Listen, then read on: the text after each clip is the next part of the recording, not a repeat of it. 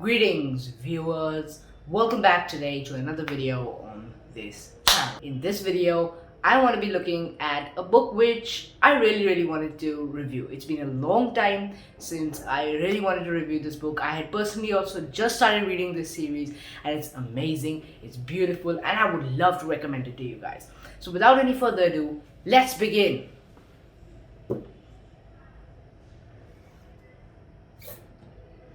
And in this video, the book that we are going to be reviewing is George's Secret Key to the Universe.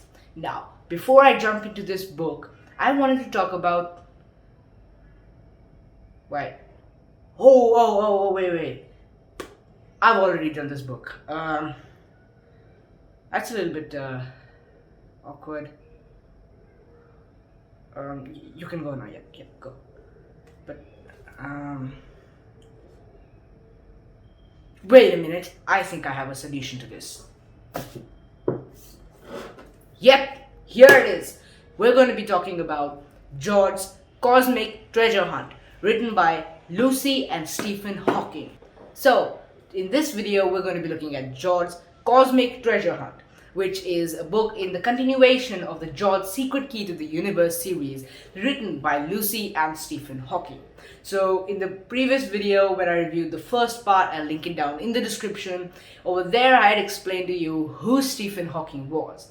But still, to those of you who do not have the time to go ahead and watch that video, Stephen Hawking was one of the most brilliant scientists the world has ever seen. He also found the theory of everything, over which a movie is also based. You guys can go ahead and check it out. So Stephen Hawking, in a nutshell, is one of the greatest scientists we have ever seen. And he's written a book along with his daughter, Lucy Hawking. Now, in George's Cosmic Treasure Hunt, first of all, to understand this book, you're going to have to be familiar with the previous one, so I still suggest you go ahead and watch my previous video, or better still, buy the book. In this book, what actually happens is, we left off where George and Annie have just discovered the true value and the true powers of their cosmic computer called Cosmos, who can transport them through space and time. He can bend space and time together, and you can kind of term it as he can bend reality, because in reality you can't reverse time, but he certainly can.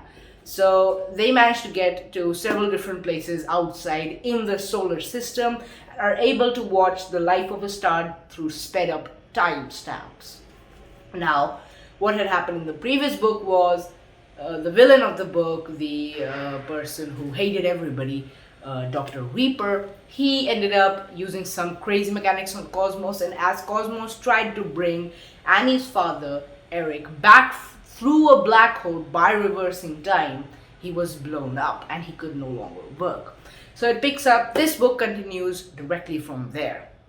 So, what I wanted to bring to light was this book has been written really magnificently. I mean, to come up with an idea of a cosmic computer is mind-blowing.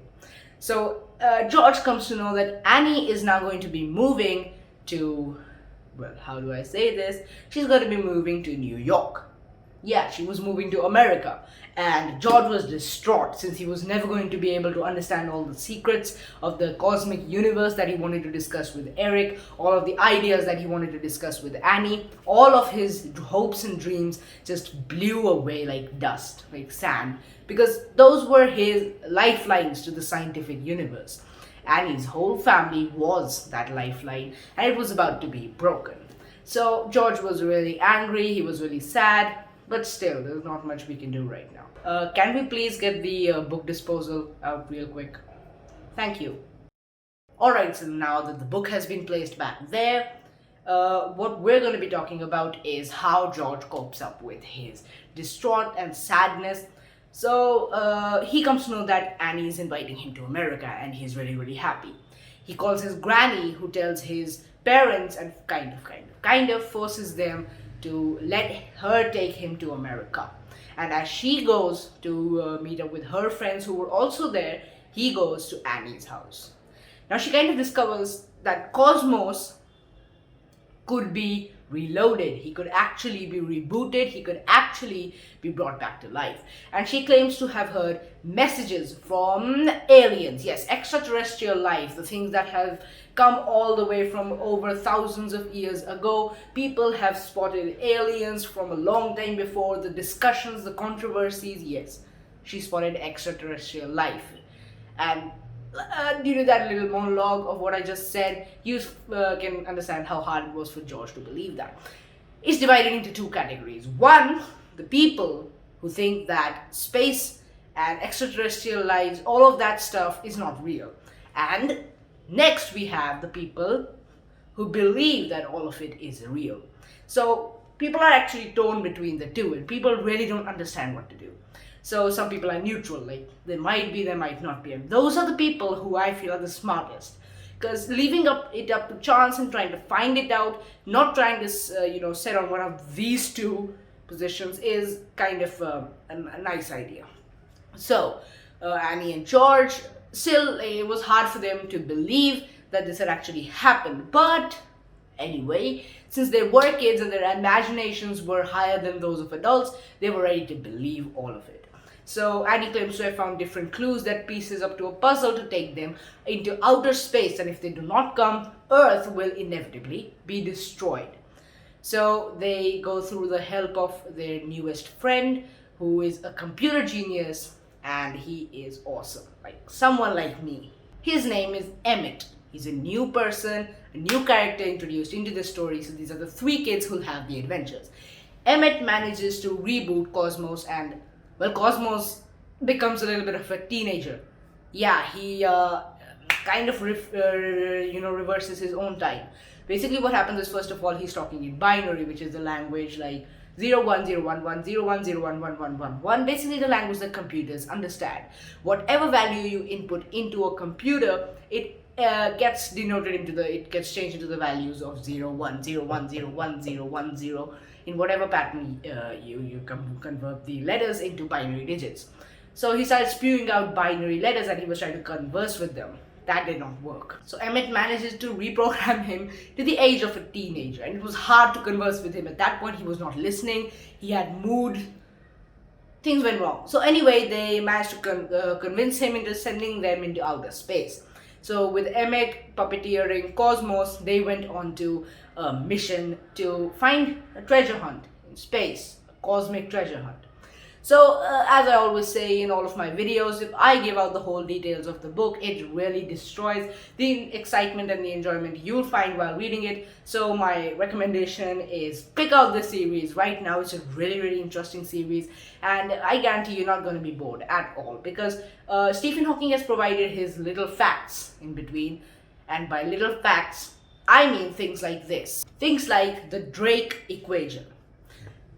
It says here, and I quote, "The Drake equation isn't really an equation. It is a series of questions which help us to work out how many intelligent civilizations with the ability to communicate that there might be in our galaxy, to communicate with them."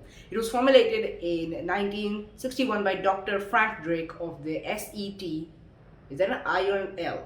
I'll say I, Institute, and is still used by scientists today. The Drake's equation is n is equal to n star into fp into ne into fi, fl into fi into fc into l, which n star represents the number of new stars born each year in the Milky Way galaxy. Fp is a fraction of those stars that have planets around them. Ne is the number of planets per star that are capable of sustaining.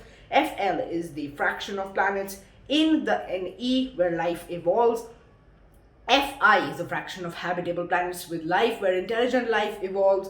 Fc is a fraction of planets with intelligent life capable of interstellar communication, and L is the average number of years that a communicating civilization continues to communicate. And N, which when you multiply all of these is equal to N is the number of communicating civilizations in the galaxy.